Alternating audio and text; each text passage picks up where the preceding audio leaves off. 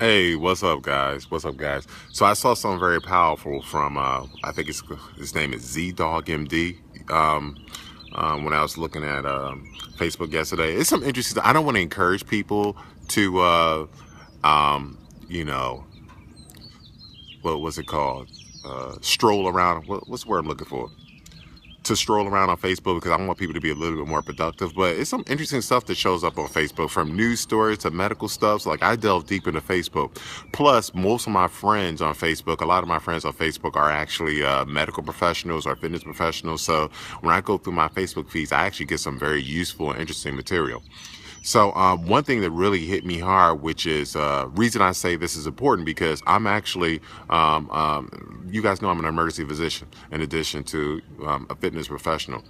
But I spend most of my hours, more than 40 to 50 hours a week, doing emergency medicine stuff. What I mean by that is seeing patients, doing charts, doing certifications like ACLS, PALS, doing the stuff that I need to do online, also reading the latest research so I can be the best doc for your patients. And I just want to touch upon this because this is very deep to me as far as patient care. He touched upon hospital administrators. So this is not a knock on hospitals administrators. This is not a knock at anybody in particular. But the problem with today's medical scene, or the medical care that we're getting, is that patients patients are seen as dollar signs. Patients are not seen as patients. What do I mean by that? It's tough when you work at. Here's my thing. If you worked on Wall Street, if you worked at a Fortune 500 company, your employee, and you check this out, if you worked on a Fortune 500 company and you were highly trained and you had a lot of experience, and the job that you were doing was very, very, very important, and a lot is at stake. These companies, okay, I have friends who are part of these companies. These companies will not only give you enough for you to do your job, but to do your job comfortably. And also, not only that, if you do something good, you get all this recognition, you get bonuses and all this stuff. Like, it's amazing what these companies do just so you can create a new product like a program or electronic device or things like that. I'm changing people's lives. I'm actually saving lives as an emergency physician. But yet, the hospital gives me the bare minimum to take care of patients. For the record, I'm not saying which hospital. Some hospitals are better than others. But you get the bare minimum personnel, bare minimum coverage, I don't have any input as far as on electronic medical record. Why is it that the people who make decisions on what electronic medical record that I use don't use our electronic medical record? I use this system 100% of the time, but no one asked me uh, what electronic medical record we should use. But then you go ahead and choose it, and then we go through all this hoopla on my free time, non-compensated, on how to use an electronic medical record. That's another issue. I'm not even going to go there. So, and that's what bothers me about, the whole press Ganey is bullshit. Oh, don't get me started. I'm trying not to curse. Press Ganey is bullshit, because here's my thing. It's like, you don't grade me as a physician on the great catch that I caught in that patient who has a rare disease and I saved his life. You literally, there's a few hospitals that put your name on a board simply because if patients say, oh, we like you. It has nothing to do with competence. So literally, I could save multiple lives or save your life, and I don't get recognized for that.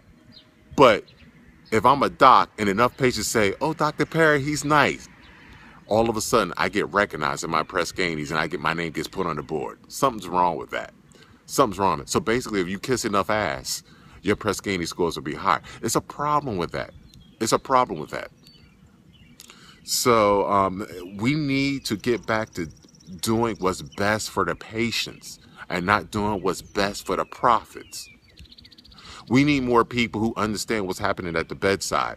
We need more people who make decisions because they do what I do, who actually see patients. We need more doctors and nurses in the field who actually, and I don't care. Let me tell you something. I said this in my post.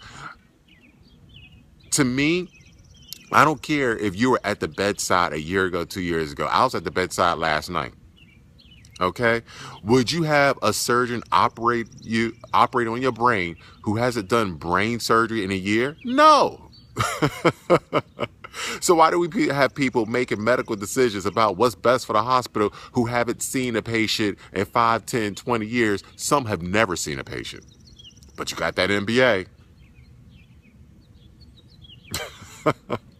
So it's amazing. It's amazing. It's amazing.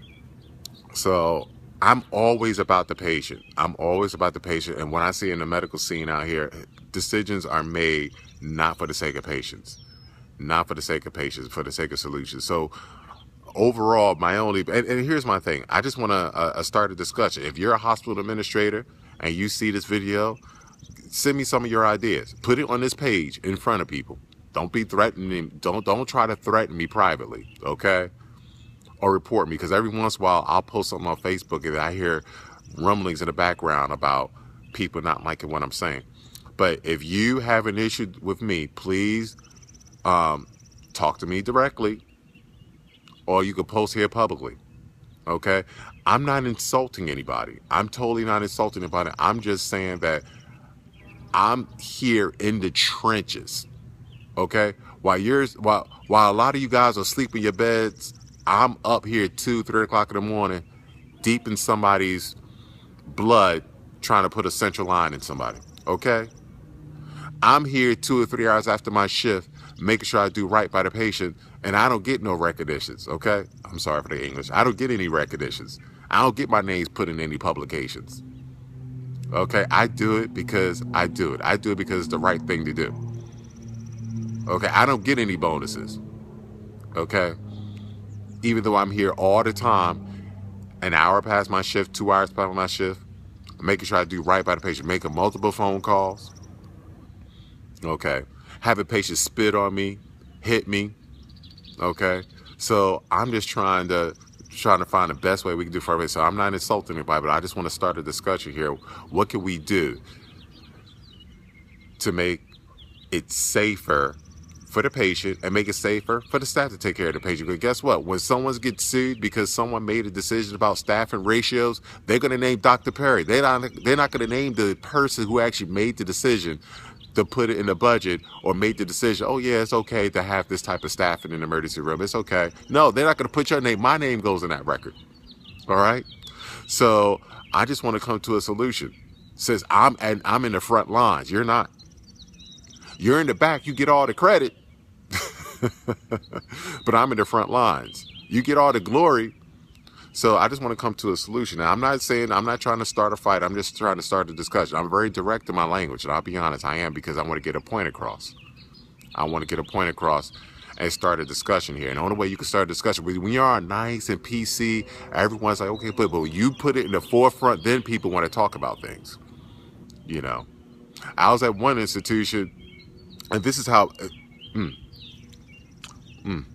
I'm afraid. Let's put it like this. I've seen a situation where the ethical thing to do was to get rid of a medical professional, but because of something financially motivated, this medical professional did something totally inappropriate. But because of financial consideration, this medical professional was allowed to work in a certain capacity for a period of, let me do the math, 8 months. Whereas myself, as an emergency physician, if I did the same thing, I would have been fired right away. There we go with the profits. There we go with decisions made for financial reasons. That's only one example I could go off on here. So I posted on my Facebook page, the guy is ZDogMD. He does a much better and much more fluid, much more intelligent discussion than I'm doing right now about what's going on in the medical scene. I think he hit everything perfectly. The only part I disagree with, it's not really a disagreement. It's just that he says, if you never touched a patient, I have no respect for your opinion. I agree. I 100% agree. But if you haven't touched a patient recently, I'm sorry. I won't have to. I mean, I think I've seen a lot of people who used to be at bedside and now they're hospital administrators and doing all this stuff. And wow, it's amazing how we had certain opinions when you were at the bedside suffering with me, trying to take care of patients. We're pulling patients out, and we see that we're short staffed. And now I see a lot of people, once you get behind and you put that suit on, now all of a sudden, or dress on, or heels on, whatever you want to call it, opinions have changed. I'm like, wow, it's a big difference when you're not at bedside taking care of the patient. Looking at the patient in the face, holding that patient's hand, which I do. I do hold patients' hands because I care about the patients. Like, opinions change. But he does a much better job. You can look at my Facebook page. If you can't find a video, hit me up privately, and I'll just cut and paste and send you the video privately. But this guy, he talks about it very much. He's a lot more intelligent and fluent in his discussion. I'm just going off the cuff. I didn't sleep that well last night, and I woke up this morning and did a crazy workout, so I'm a little bit tired. But I've been thinking about that video for the past few hours. Like, wow, it's amazing, and we need to make some changes. We need better staffing ratios for our nurses. We need better compensation for our nurses. We need better staffing ratios for our docs.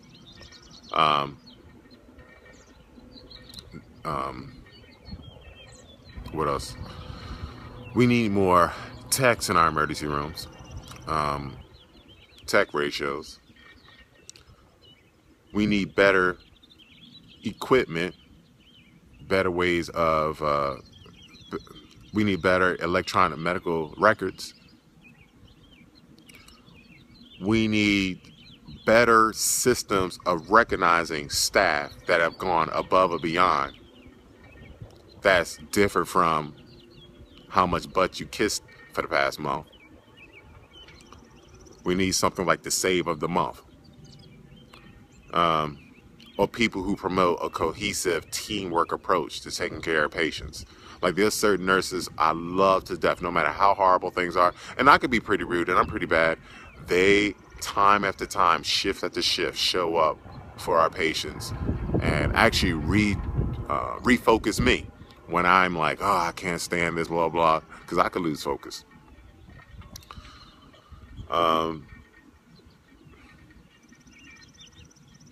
We need better nursing home facilities. We need better